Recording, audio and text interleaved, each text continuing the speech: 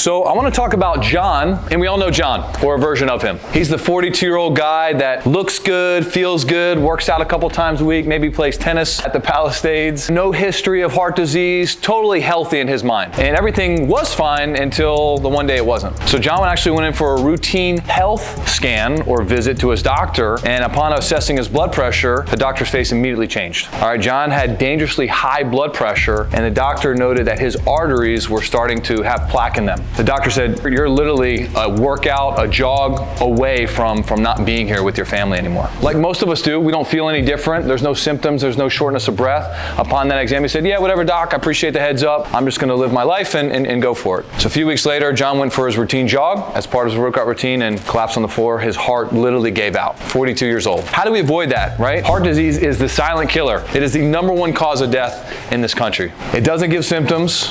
It doesn't give second chances. So when we look at this, right, it is the #1 killer, even more so than cancer. There's about 900 deaths. This number is climbing every single year, and 1 person dies from cardiovascular disease every 40 seconds. 25% of children 5 and older already have plaque built up in the arteries. It starts as early as childhood, and they're probably more or less not feeling any symptoms from this. 60%, over half, between 15 and 19, already had the plaque start building up. How do we know what the next generation is going to look like? What the children look like now, right? I mean, there's crazy articles of saying that Time Magazine did an article about 7 years ago. We used this in some of our orientations. They said if children in America keeps going at the rate that it's going at, children will not outlive their parents. That's where we're headed to as a country. And it goes back to heart disease. But here's what you can do. Mitigating your risk. You can 10x. Somebody say 10x.